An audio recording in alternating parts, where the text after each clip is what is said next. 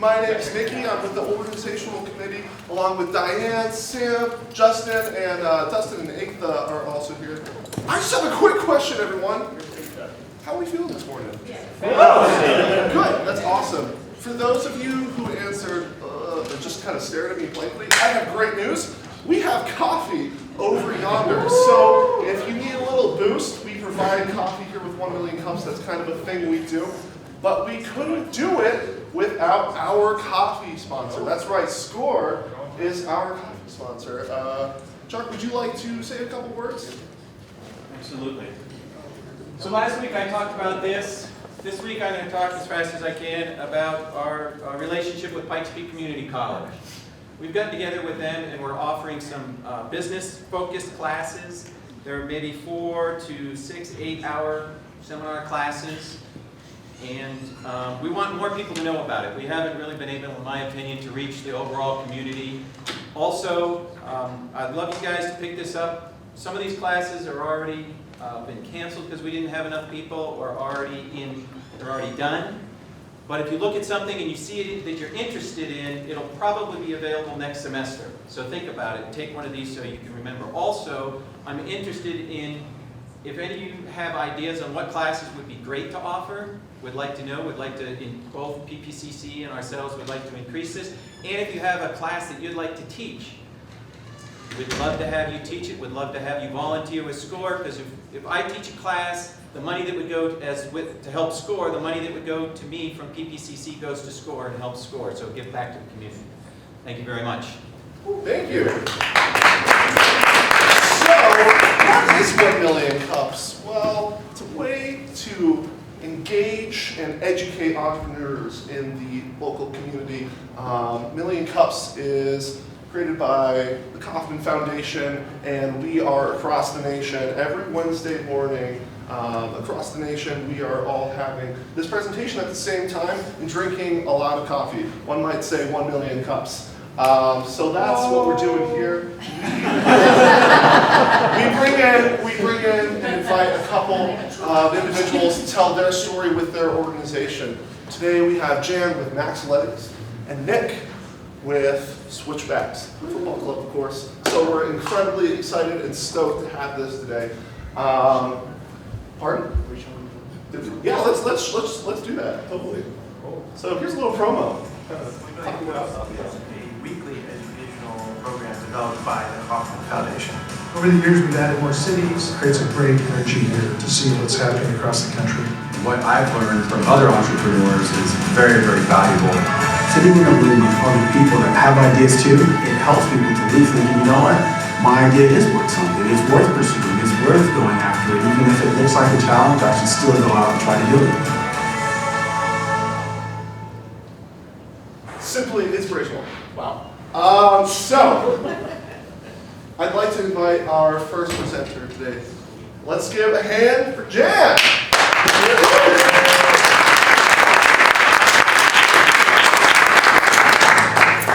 I don't have a deck. I had presented to this group, and thanks for having me back, a couple months ago, maybe 3 months ago, I think it was. And I did a little presentation during Colorado Springs Startup Week a couple weeks ago, and was asked to come back and walk everybody through how Maxletics has pivoted.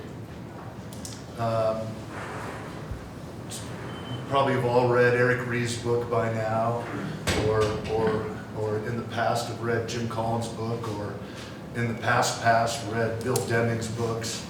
But it's sort of the theme, I guess, of my 6 minutes is you're either winning or learning. And the learning part, when you're an early stage company, Maxletics is just under 2 years old, is critical for you. So I'm just going to walk you through our story and explain the pivot to you. And then we can spend a little bit of time afterwards just kind of talking about the dynamic. Because we did go in with the intent of pivoting at some point, before we began anything. So the Maxletics story started about 15 years ago. Duncan Stewart, my co-founder, ran the Entrepreneurship Center up at the Air Force Academy. And at the time it was about 20 seniors. Now it's 200 seniors, and people want to get out of Air Force early to go become entrepreneurs. It's really something. And then Duncan ran the incubator here in town for several years, and that's how I got to know Duncan. And we came up with this idea for Maxletics because there was all these youth sports, amateur sports organizations that were fragmented on one side of the market, and on the other were brands that probably would like to do business with the demographic that's sitting in there. Mom's in there, kids are in there, even grandparents are in there. And so our idea was we were going to database the media assets on this side, accumulate them, and then give the brands a single doorway to go through to then participate with hundreds of leagues at one time. So if Kellogg's Corn Flakes wanted to do something with 500,000 fifth graders leading up to the ESPN version of the Lily World Series, they could do it. That was the original idea.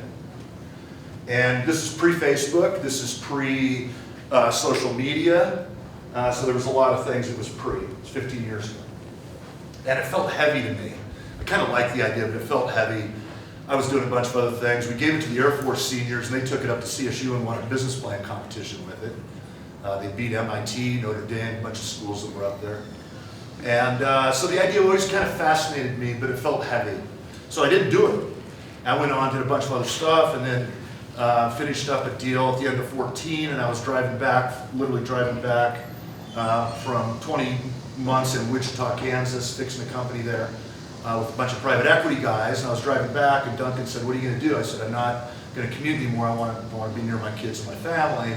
And so what ended up happening was I got back into Maxletics that evening when I got home and started digging into it, and then I started the company, about a week later. We did $500,000 of founders funds about 16 months ago, and we built our Alpha, which had a little crowdfunding tool in it. You could go out to the leagues. There was an apparel little piece that was in there, so that parents could buy apparel, donate, pass it on to grandpa and grandma, and raise money for these organizations. And the business model was that we took a little piece out of all that. And we had literally everybody in this town on it. We had the soccer teams, Pop Warner, the Little League teams, we had dance teams, we had hockey teams, we had lacrosse teams. We got to the end of the year, alpha, sort of beta, and we had about 15,000 kids in the system. And everybody was going, "Oh, this is good." And my wife calls it the winter of discontent. I always go through these time frames where it just didn't feel right to me, and I didn't think we were going to make enough money doing it. I didn't like being thrown into the crowdfunders. I felt that we were being miscategorized, and I couldn't get the brands to bite because the brands are going, "Well, do you have something in Arizona? Do you have something in Minneapolis? Do you have something in Fort Collins?" No, I got 15,000 kids in Colorado Springs, and I didn't want to become a local ad guy. That's a tough place to be. So I then met a bunch of Olympians because we live here, and hook and crook, I started finding out their lot in life. They're broke. Half of the top 10 in any sport type category in the Olympics is impoverished. They make about $400 a year outside of everything that's provided to them. They're screwed. And I started meeting more and more and more of these Olympians. And then I started thinking, you know what? This is not Michael Phelps, Michelle Kwan, oh no, it's not who this is, but this is everybody else. And if I clustered these athletes, could that be meaningful? And so then I did a little quick hypothesis test, quantitative. I went out and said, what would impact brand purchase intent more? A star like Michael Phelps or a group of 20 athletes you've never heard of that you knew were elite athletes? And 80% of the consumers said, that's more believable to me. This is a shill over here. So then I started going, okay, I think I can sell these guys. I couldn't sell the kids, but I think I could sell the Olympians. And so we pivoted. I actually extracted all the youth stuff out and used the tool. And in May, we started selling groups of Olympians that we had accumulated. I bought another company for a small percentage of stock and cash that shot 700 more elite athletes into the system. Surfers, cyclists, Ironman triathlon, Xterra Games, pro rodeo. There's always the top guy making money, and then everybody else is broke. And so we pivoted, and I started taking these athletes. I trademarked the term athlete clusters. I'm selling it into the influential marketing play, which any ad agency you're walking into now is talking about influential marketing. and how do they socialize that? How are we looking on time, by the way? Wow, you asked at the right time. Yeah, so let me finish my 10 seconds, then we'll get into the conversation. So we've started to go out and sell this to brands. We had 24 Olympians in Rio, so that was pretty cool.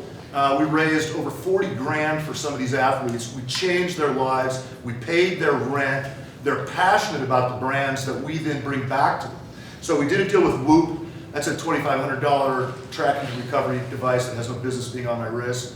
But we did a deal with them. We put 20 Olympians on the Whoop device. They got $3,000 of testing from Whoop, and they made $8,000 to $10,000 on the deal. We did a deal with Jamboree Nails, which is the #1 nail wrap for women.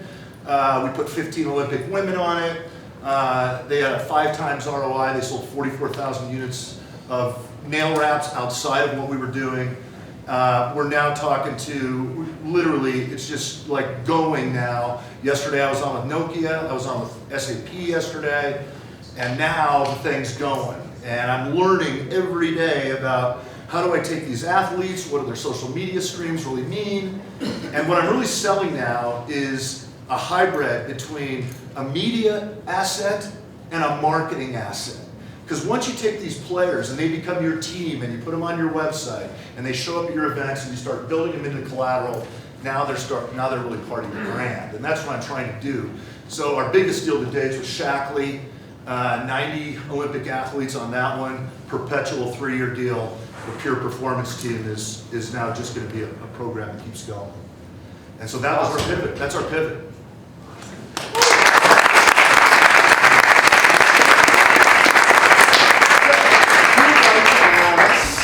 The first question. I have 2. Yeah. One, was there any blowback kind of getting out of the youth sector? Was there any negative getting out of the youth sector?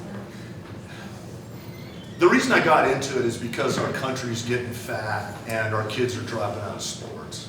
I have 5 kids. I really, my dad coached 17 years of high school and college basketball. I'm a gym rat. I really am sorry about that. We've gone from 45% of our kids playing an active sport in high school down to 39% since 2009. It's brutal. And we're worried about concussions and we're throwing the baby out with the bathwater and our kids are sitting around punching video games. I worked for a video game company too for a while, so that was also part of the problem.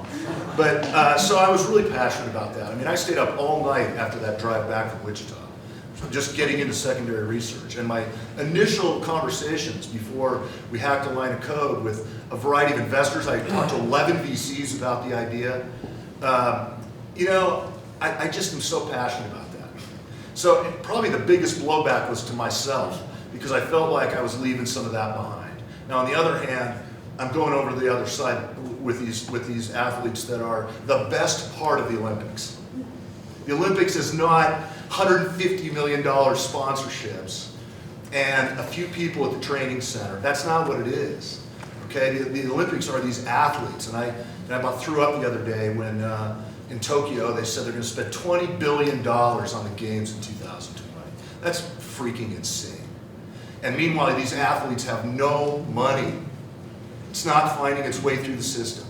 Okay, only 10% from USOC and only 16 from an average NGB like USA Volleyball, USA Triathlon. And you saw the article 2 days ago in the Washington Post about USA Track and Field where the CEOs making $1.7 million, 7 times an average nonprofit CEO.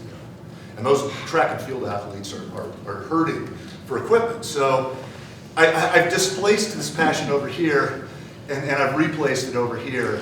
And I hope you can tell, I'm almost pissed about the situation, which is a great way to kind of drive your business. When you put these athletes with these brands, they're so appreciative. This is not Michael Phelps showing up for a Subway shoot. You pay him $2 million and he leaves in a limousine. You put, I had last week, Donna Vasilis, the triathlete from Canada, called and said, "Can you overnight my check? I got to pay rent." I mean, literally. We overnighted her check so she could pay her rent. So, that feels good to me. And I think that side of the market's going to be, once we saw that it was happening in Ironman, mountain running, all these different types of sports, that's when I said we're onto something. Eventually, I want to get people into each of those, pulling people into the database.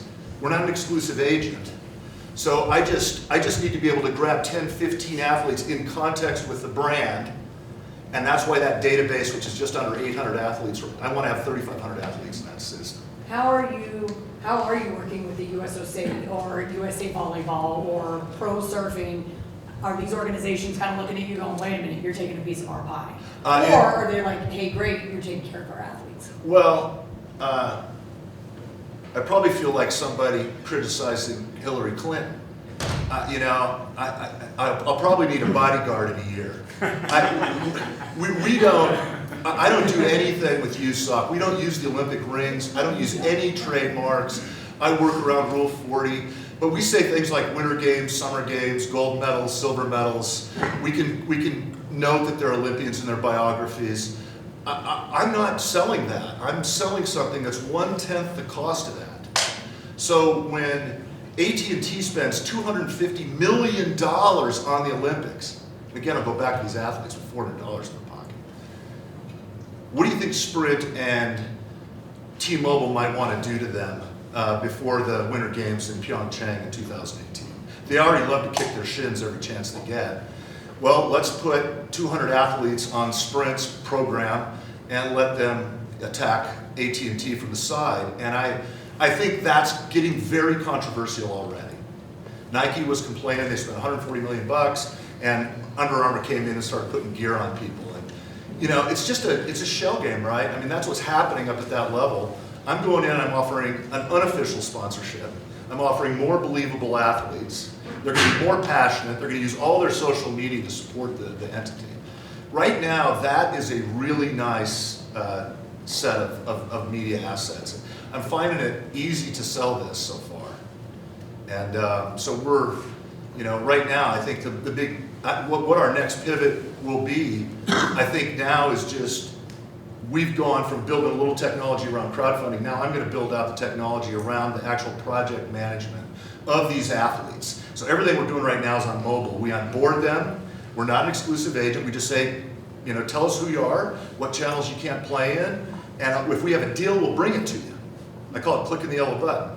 Then if we grab that athlete, the offer goes out to him through the phone, the contract goes out to him through the phone, it gets signed through the phone, then all the compliance that we have to put on the athletes also goes back through the phone. So I'm calling that ARM, Athlete Relationship Management. Nobody at IMG or Wasserman or Octagon, those big agencies, they don't do anything with all these other athletes. They don't know what to do with them. So eventually I want them to buy me, and I want to have really seriously, this is my exit plan. I want to have a nice software layer. I want to be able to bring them a whole new layer of athletes that they can actually make money for. And frankly, they're going to make a lot more, because when they go to negotiate with Michael Phelps, they maybe get 10% of the deal. I don't ever negotiate a vigorous with anybody. I just say, look, if you want $5 grand to do this deal with Jamberry Nails, then push the button. And if they say I want more money, I just go to the next athlete. So in that regard, I'm very much a broker kind of sitting in the middle of that process. I'm Match.com is what I like to do. Yeah. Have you reached out to Paralympic athletes?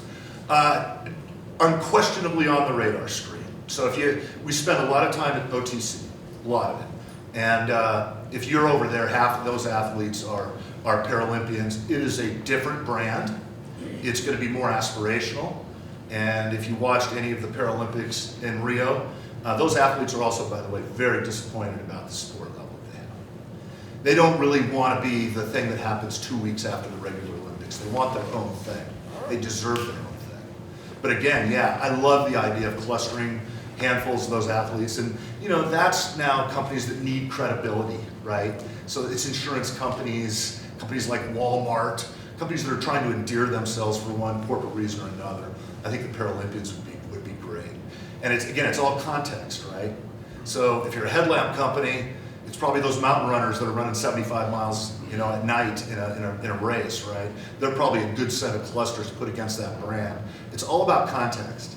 And that's where the social media, the influential marketing thing was so bad in 15.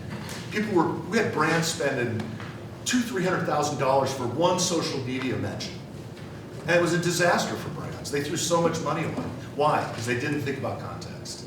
It's not about mass. It's about athletes and things that affect your brand that are in context with what your marketing goals are, right? And the neat thing about this is I can wrap it so many different ways. around food, around drinks, and devices, a lot of devices. What else? Yeah. Do you know a situation with Nike and the Olympians where they're athletes were required to wear Nike, and Nick Simmons and Forrest Berry are really fighting that? They had the 1 month where they could actually advertise different companies they're sponsored for, so people like Emma Coburn were Put tape over it. And yeah, and so I'm just wondering, is this what you're doing? Is that going to be something that's giving people like Emma Coburn and these other athletes that aren't like the top a chance to get sponsored by other companies like New Balance that are trying to kind of get into the market and be somebody other than Nike that everybody has to wear? any chance we get. Yeah. And I guess the way I'd say it to you is, you really should read the Washington Post article from 2 days ago. And they wrote another one right before the Olympics that was dead on. You really should read those, because I mean, there's a conflict of things that are happening here. I just know one thing, the athletes don't have any money, and the brands can use these athletes. So I'll figure out a way. Oh, and going back to your question, Ironman will let us use their brand, and we're going to cut them in because they want people to be able to afford their events. Ditto with U.S. Mountain Running Association. They'll give us their logo. They know those people have travel costs, and if we succeed in getting those athletes money, we'll give a cut back to those sanctioning bodies. I won't do that with the Olympics, obviously. I'll do Like it. you said, nobody's gotten mad at you yet. Well, yeah, I know. We're staying clear. We got good lawyers. You have to have good lawyers. Yeah. I like that you're saying we a lot. What does your team look like?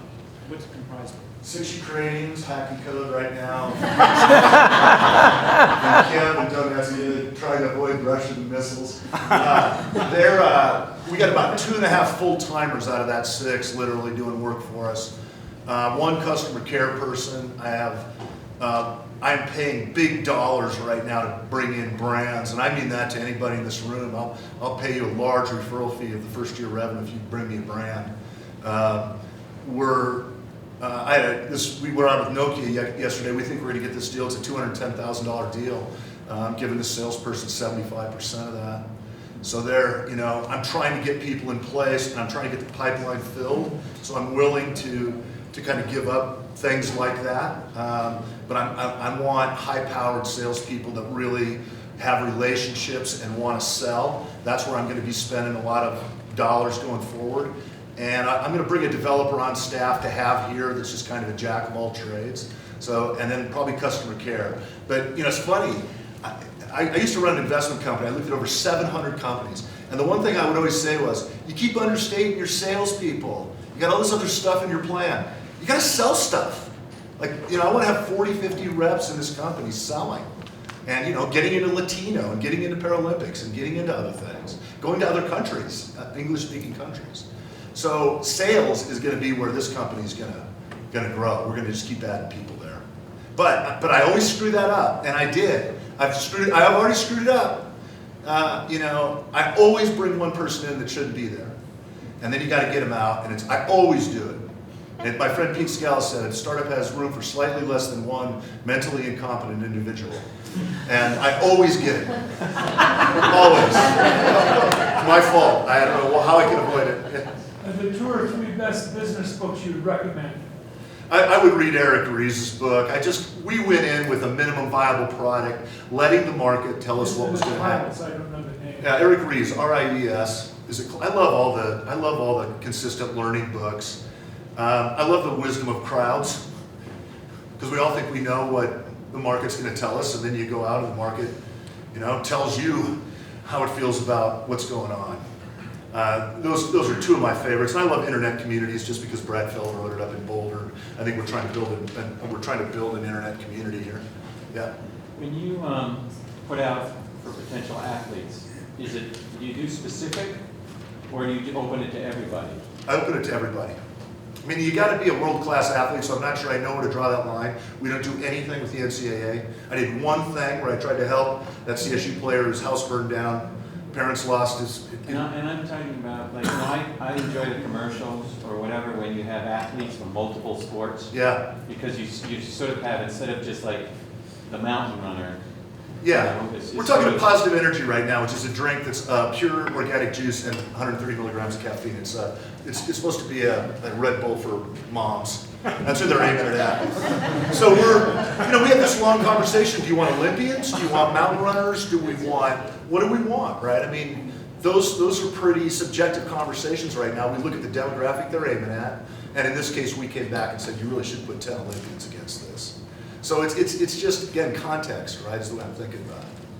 You said you had not embraced the USOC, but you're trading on the Olympic name. How do you do that since it's nationally, internationally trademarked? I don't use any of those trademarks, so I stay away from the word Olympics. But the name is. No, I don't use the word Olympics. I don't use the word Olympians, unless it's in a biography where it's legal. I use silver medal, gold medal. I use summer games, winter games. I portray them. And there is no fencing league. So if I've got an epi in my hand, I'm probably an Olympian, right? And table tennis, those kinds of things, right? Where if you go and look at like Shackley's pure performance team, the way they're portrayed, your mind says Olympics. And it's a way for these elite athletes to still participate. And again, I'm 1/10 the price of anything that's happening with the star athlete out there. How are we looking? Good. You briefly mentioned, almost in passing, anywhere English speaking. Yeah. Is there a specific reason you're not looking at non-English speaking areas? So I'm real fond of saying yes, no, now, later. Okay, so yes, I want to be everywhere, later. Gotcha. Okay, Stripe, which closes out a lot of the activity that we use, it's kind of our cash register. I did about a month ago look at all the countries they're in, so I don't have to mess with my software right now. And all the English-speaking countries are there.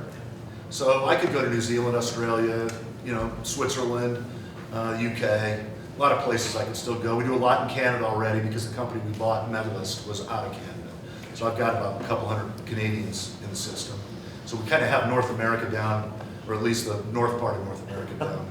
But it's just resources right now, It's crazy right now. My life is just out of control. I don't know where I'm at. Really, I mean, right now we're just on deadlines for so many different things that I'm kind of taking it a day at a time, right? I mean, you got to kind of pull back and look, but I'm just trying to sell stuff right now. So who would like to ask one more question before our final question? Last question. Anyone? Okay, how about the final question, the super special question? What can we do as a community to help you? I actually think, so I took a deal last week for 12 grand and 3 athletes for 6 months to a local company that was spending about 100 grand a month on media. I could do that all day long if I can get introduced to people. And what it does for those companies, this was a home improvement company that's relatively new, I can add credibility, right? I mean, if I don't know who that is and you're going to redesign my bathroom, I may not know who you are, but if you're sponsoring Olympic athletes or elite athletes, I'm going to go, wow, that company has got something going on. I'd like some local business. I'd love some companies that would want to try this with us, and we'll, what you're going to get is really hard, deep hugs from us right now. We'll screw stuff up, but we'll make sure that your goals are met. I mean, that's what it comes down to at the end of the day. If I got to sell stuff, then I got to sell stuff. And that's what our product has to do. And I'd love to try it out with a couple of local companies. I met with Jake Jabs a couple of weeks ago. I felt like I was meeting the President of the United States. But he has 80% market share in Colorado, so he didn't really need our help here. I was like, but I'd love some of those power brands that are out there. And we are looking for investors too. So if anybody's interested, we got a little gig going there too. Awesome. Thanks. Thanks.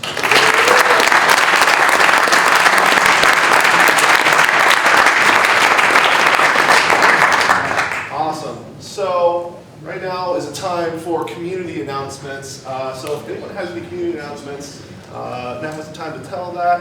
You have 30 seconds. It's not really time to self-promote your business. This is just a time to really announce anything that benefits everyone. But before that, really quick, I just want to get to, I know, right? Cover a couple things. Really quick, I have another question for you all. If this is your first time, would you please raise your hand? Let's see a show of hands. And I'm counting, so raise it high. Real high, just hold it up there for a second. Great. While we're doing that, we, with 1 Million Cups, are a volunteer organization. Right now, we're actually looking for volunteers. If you want to come and join the organization, we have lots of fun and lots of caffeine. And if you all know anyone that wants to present, tell their story, come find us afterwards. We'd love to have them. So now, does anyone have any community announcements? Oh wow, yes. I do. Jen Furto at the Colorado Springs Business Journal, and this is super, it's happening really quickly, so hopefully you can be spontaneous. Happening tomorrow, we have our fastest growing companies, and it's a 1920s gala. Everybody's gonna be in their zoot suits, their flapper dresses. It is so much fun, but beyond being fun, it is celebrating what we're doing right as a community, and we're really honoring companies who are taking risks, and they're growing. They're growing in employees, they're growing in revenues. Didn't say that they're profitable, because a lot of them are soaking their revenue back into the company and not making profits, but they're taking risks and they're making Colorado Springs an awesome business community. So if you have nothing going on tomorrow night and you want to get on your zoot suit or your flapper dress, please come and join us. It's at 6 o'clock, happening at the Gold Room, and we would just love to pack the room with people who care about our business community and really want to celebrate all that we are together. So, there you have it. Thank you. Thank you. Other community announcements? Yes? All right, so for kids of all ages, there's a maker fair going on. Different people doing small manufacturing, 3D printing, all the neat stuff that's going on in the makerspace right now. It's going to be at Library 21C, and this Saturday, great fun for kids, grandkids, and it runs from 10 to 4. Cool, thank you. Who else? Yes? So Jay Anderson here with the city. My job is to run the tools that let you engage with your city government. We have 2 surveys out right now. One of them is about the comprehensive plan effort for the city. Super important, setting the direction for the next 20 years of our city. The other one is about the bicycle lanes on research. Setting the plan for our city, 75, 80 responses. It's been out for about a month. That's setting the direction for the future of our city. Right on research, 800. So the lesson that I'm taking from this, folks, is if I want participation in a survey, I'm going to sabotage your bike lanes. All right? So I'm going to sabotage your roadways. I'll take the southeast. I'll take you out. West side, I'll take you out. I need participation in our Plan COS survey. If you need any more information, just let me know. Or just follow hashtag Plan COS on any social media. Help, please. This is the future of our city. Where do we find the link? You can go to hashtag Plan COS on any social network or coloradosprings.gov/PlanCOS. Thanks. Any other announcements? Business fair at Library 21C tomorrow from 10 to 2. So everybody that can support small businesses, startups will be there to answer your questions. Come on down. Anyone else? All right, well, I have another question. Who's ever been to a Switchbacks game? Woo! That is awesome. Well, I'm excited to introduce Nick, the president of Switchbacks. So let's give a hand for Nick.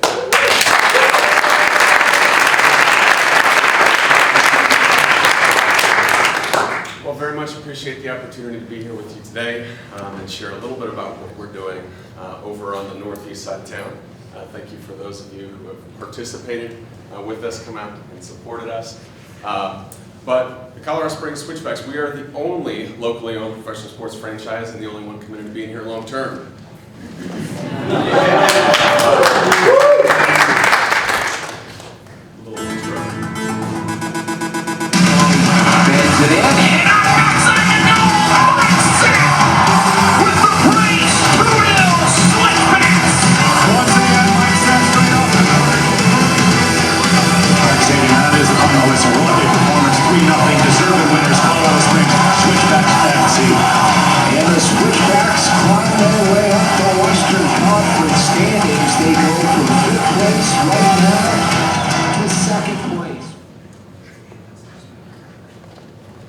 So if you haven't been out there, that's a little bit about what you're missing.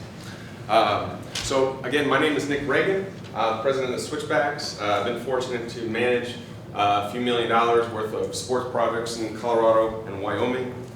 Small business owner, elected local government. Once upon a time I was a high school teacher and coach. But I'm very fortunate to be a part of a fantastic leadership team with a vast amount of experience. And the Switchbacks in season employ about 40 young professionals that have very specific skill sets, both in the front office and on the field. And it's a very exciting place to be. And that is, when you step back, and when I was thinking about the presentation and talking with you guys today, I was thinking about, you know, what do I want to convey, what do I want to get across? Because there's numbers, there's details, there's where we sit in the overall structure of the American game. You see the U.S. men's national team, Major League Soccer, and the USL. That's kind of where we sit. There's a lot of details around what we do, but at the end of the day, the fun part about what we do, the engaging part about what we do, is we get to represent Colorado Springs to our world of soccer. And we get to do it in such a way that generates energy, creates excitement, and at the same time we're inserting the Colorado Springs brand into everything that we're doing. You know, there's the numbers. Our goal is to have excellence in both production quality, and these are some of the numbers related to production quality just for the Switchbacks. And when you multiply this by the 30 teams that are currently in the United Soccer League, you start seeing the type of breadth that even Tier 2 professional soccer touches, even though what you see on the news regularly is your top 4 professional sports. Kind of like our first presentation, there is from the athletes to the coaches to all of the clubs, the soccer network that connects into what we do. The breadth is substantial, even though it's not always on the front page of the newspaper. This was our team from this last year. We had 22 athletes. We do generally have 1 or 2 players on loan from other teams. We finished, actually, that's wrong. We finished 3rd both the first and second years of this franchise. 15-team conference. We compete with the largest clubs in the country: LA Galaxy, Seattle Sounders, Portland Timbers. Those people are in our league. We compete and generally beat them. And the reason why we can do some of those things is because LA Galaxy, for example, 90 players over the course of the season they had on a 30-man roster. They're moving guys in and out. On paper, they look better than us. But on the field, because we're invested in 22 guys and the city of Colorado Springs, we're able to generate a kind of trust and a camaraderie that translates to wins and competing at a high level on the field. So we can find a few of these scenes. Even though this is a small market, we're a small club, we can still compete at a high level. Specifically, soccer is unique in that 90 minutes, 11 guys on the field, there's a lot of space out there. And if you don't have trust, if you don't have camaraderie, if you don't believe, then you won't succeed. This little graphics down on the bottom, that's wrapped around our stadium. The city of Colorado Springs didn't buy a sponsorship. We looked at it and said, Colorado Springs brand needs people like us, businesses like us, to infuse energy and value into it in order to drive pride in the community, because we feel that the opportunity here in Colorado Springs is what it means to live here. The value is way up here, but does it translate to the general population? I think that there's opportunities in that space, and that's why we're really infusing value into the brand. You saw the last picture, which is one of my favorites. Let's see if I can go back here. But one of the big things in soccer is supporters group.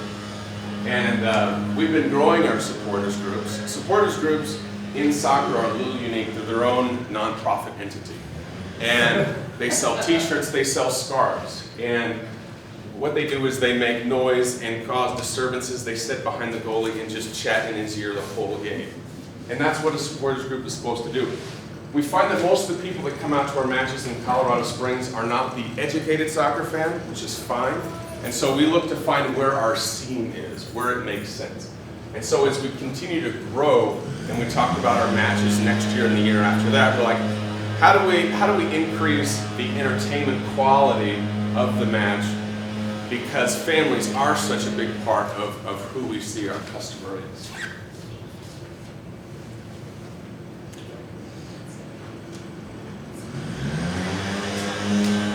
All right, so we are at 6 minutes. Yeah, that goes by quick. Absolutely.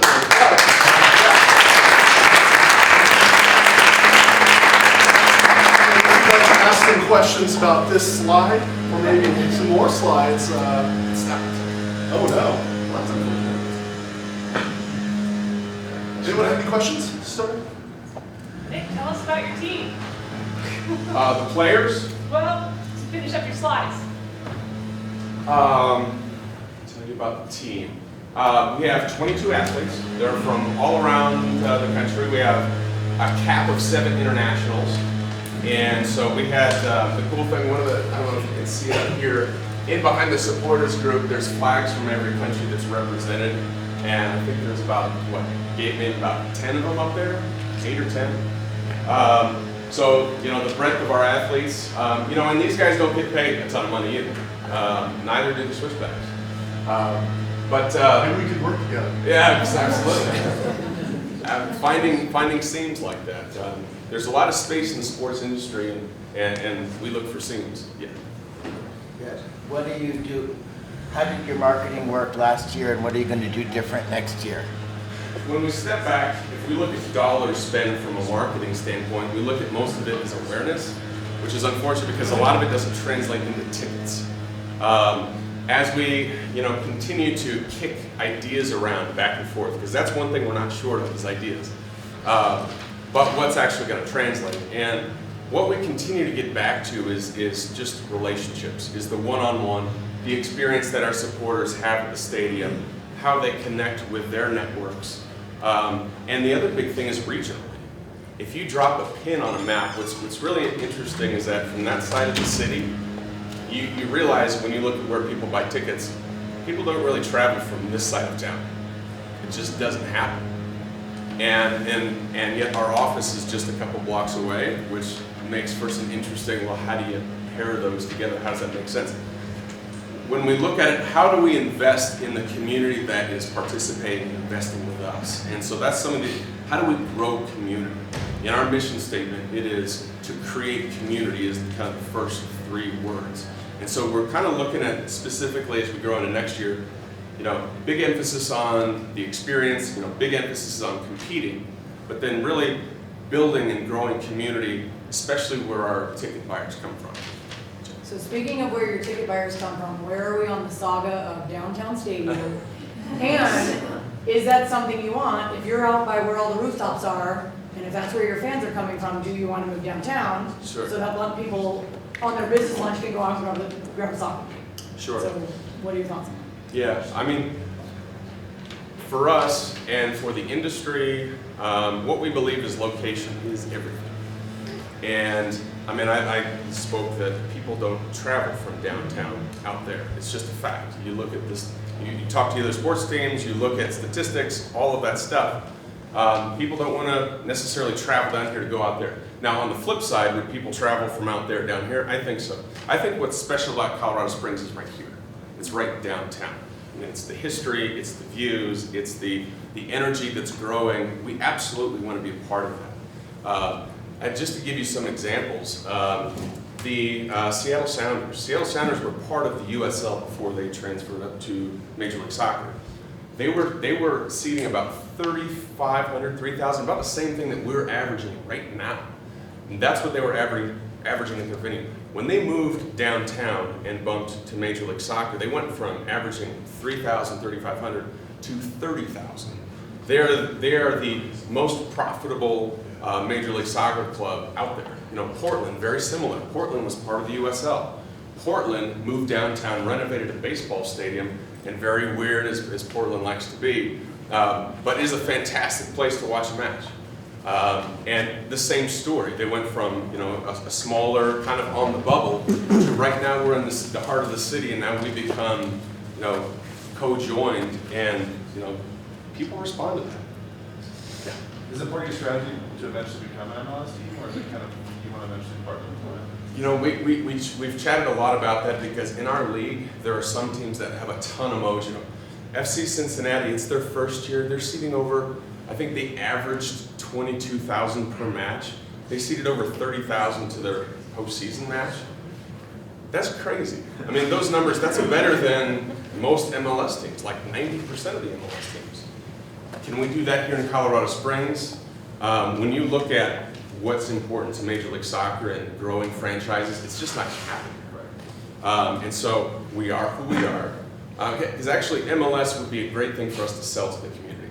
Because each of these communities that have a bit of that mojo going, most of the communities talk about MLS, which is great for them. It's a single issue that makes you a big deal.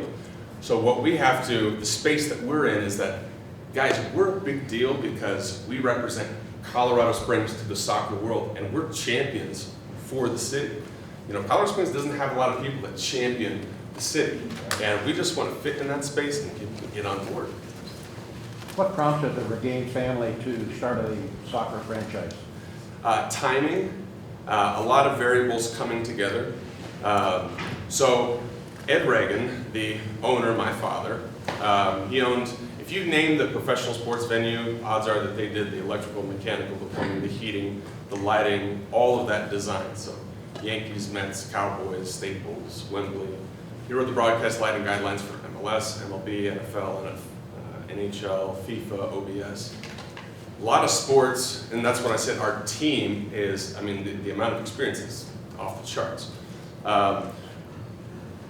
He wanted to sit on the other side of the table. And from that to a lot of other variables, myself being interested in joining with him, a guy by the name of Steve Trichu, our head coach, who is former U.S. men's national player and professional and coach, and huge background, huge experience as well. So most of our experience to date and success has been a result of, you know, kind of this knowledge base.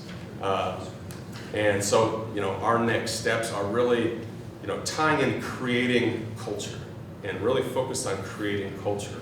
You know, one of the unfortunate things in the marketing world is, you know, there's the haves and have-nots. I mean, the Broncos, yeah, obviously, and we're not the Broncos, but, you know, the sports page from front to back is just Broncos dominated. How much do they pay for that? Zero. For us to get there, we got to sell an arm and a leg. And so it's just difficult to operate in that space. But that's why on a one-on-one basis, we talk about buying local. That's the kind of space that we're, you know, participating in to get that kind of buy-in. So that, you know, in 5-10 years, you know, media groups are really seeking us, you know, rather than, you know, the large chunk of the budget going out. So. You mentioned it's hard to get folks from out here out to the state. I imagine you have, but just figured I'd ask. Have you looked into transportation partnerships to get people to, say, convene downtown, say, for a beer at Jack Quinn's, and then they can take a bus to get out to the game? I don't know. I haven't had anything that made sense on paper yet, but if you have some ideas or some connections, absolutely.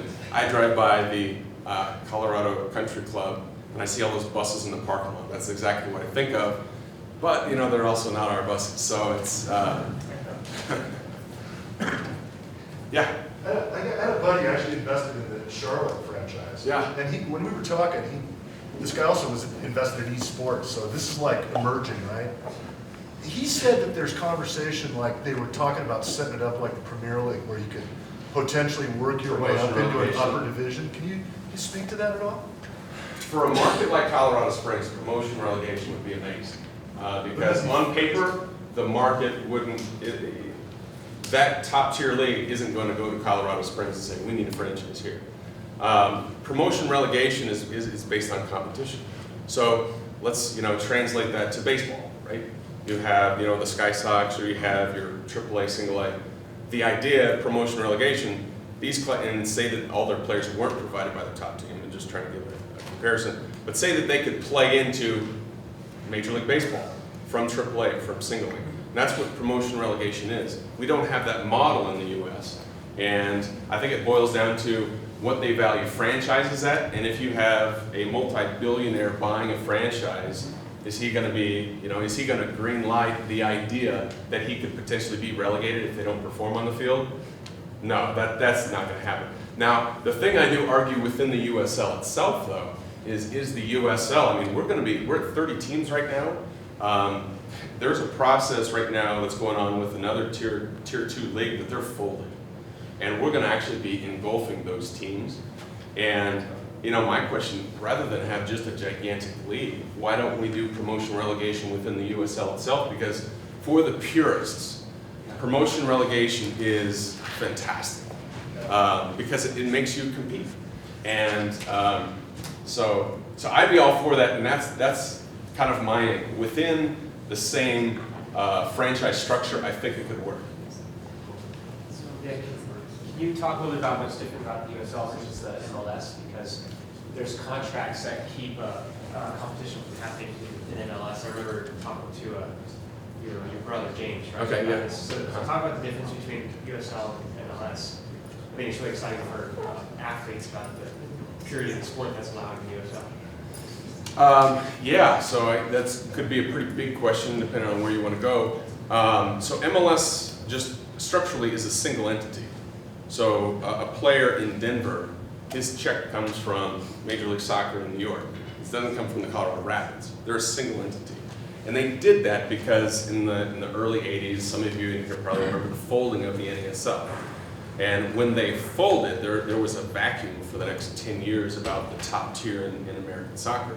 And so there was 3 individuals of Kraft, Anschutz, and Lamar Hunt. And they basically created MLS. And they created it in a way that to fix the problem of the NASL, which was the discrepancy between the haves and the have-nots, and a lot of it boiled down to contracts and player contracts. And so all of that is very tightly controlled through one entity.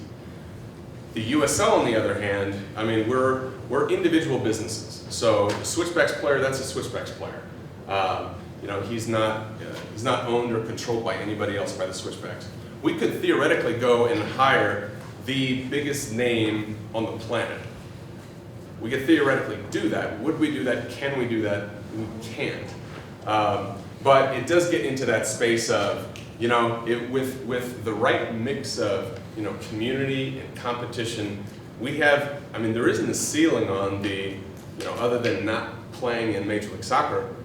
However, there's another competition and tournament that Colorado Springs could compete and win over MLS. It's called the Lamar Hunt Open Cup. And every year, starting in April and it finishes up in September, that every team, from beer league team to amateur team to professional, the tiers of professional, all compete for one cup. And the prize is huge if you win that, but it's mostly MLS teams because they're the ones that have the most money, right? But the format is fantastic. We've actually competed against the Rapids the last 2 years. And the Rapids are probably a 12-to-1 type of ratio. Most of the MLS teams that we play on the field, just looking at dollars run around the field, it's something like, it could be 5 to 10 to 1, just dollars run around on the field. And yet we're competing and winning. This year, we almost went to PKs. We lost by 1. It was 1-0. We gave up a point in the 78th minute. But I mean, the performance, and when you look at the compare, the contrast, it's really amazing that we're able to compete at that level. Last year, we made it to the state. We played the Rapids, and we lost again. We're trying to get them down here to play a preseason game. We don't have a formal relationship with them, but we get loan players from them. So there's a whole world of how player movement works. Any other questions? So you mentioned another second tier league. I'm assuming you're referring to the modern day NASL. Right. So they actually folded into the USL? Not official, but that's in process. Okay. So I guess kind of as a follow-up to the question, I know they were trying to compete with MLS. Right. Do you see that continuing now that they're, I guess, as the USL as a whole? Yeah, USL is in support of Major League Soccer. Yeah. And that's one of those variables that when we came on, that was one of those pieces that made sense. That USL is in support of Major League Soccer. When a third of those teams came from our league, and then there's 5 teams right now that are in the talks, discussions about moving to that. And then even the NASL was formerly part of the USL. So the history, USL is actually 1985 and MLS is 1994, vintage. So it's very young, right? Soccer and professional soccer is where baseball was in the early part of the century, the last century, and where NFL was in the mid-50s. And so it's exciting to be part of that. It's still, refining what these links look like and what those business models look like. And I tell you, the business model is still very much an investment today. What's your relationship with youth groups or club teams or moving kids into that level of excitement? Move them on into something like this? Yeah, it's something we talk about a lot. No, we have great relationships with the Pride, the Rush, the Corinthians. There's another. I mean, there's over, I think, 70,000 soccer families in the state. I think if you just look at soccer families in Colorado Springs, 10,000 families. The breadth is substantial. And you look at, high school. Colorado Springs High School competes for state championships every year. College, we got 3 NCAA, 1 programs, 2 Division II, 1 Division III. We have 2 different amateur teams, women's and men's, and then you have the Switchbacks. I mean, the breadth of the soccer community here is huge. A lot of the Springs doesn't even know it, but it's a soccer town. But we're working on telling you that.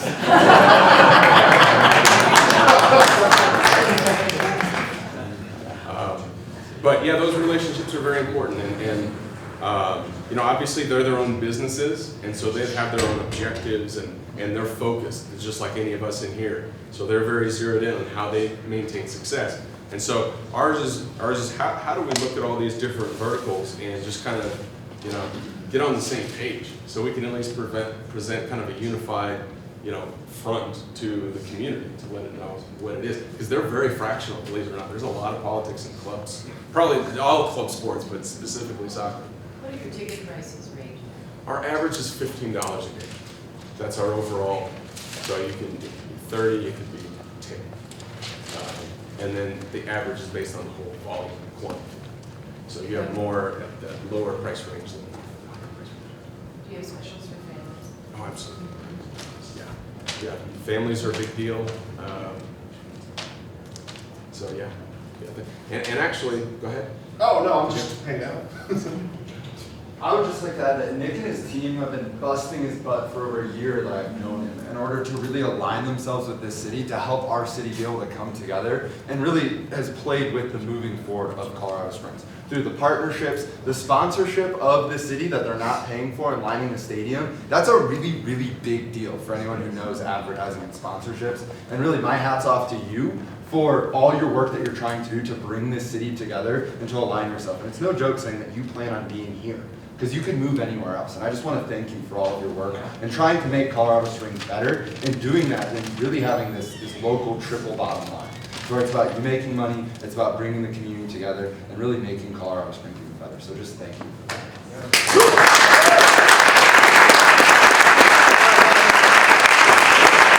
We would like to ask our final super special question. In the back, yes. What can we as a community do to support you? Yeah, I appreciate the question. One of the things that we saw great response from last year was just in our suites, just the networking. People bringing people out and just, doing the same thing, like this space here, except you're doing it in the middle of an exciting, action on the field, one that never stops. It's just ongoing while we're chatting and what have you. The networking element was very positive. So we're looking to grow that and growing a business club this coming year. And so I have a little flyer. If you guys wouldn't mind taking the flyer, take it, looking at it. If you have any comments or you think that, this would be really valuable to someone like myself, or this would be, have you thought about this? So if you wouldn't mind taking a flyer and just, and a card, and just shooting me back your thoughts. Because that's a great opportunity in our venue to grow, to achieve success. I think you should have business journals there. Absolutely.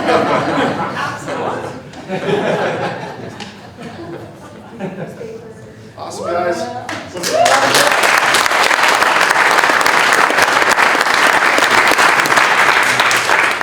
Yeah, who's excited for next season? Woo! Yeah! Woo! Thanks for coming, everyone. So you're welcome to stick around for a little bit.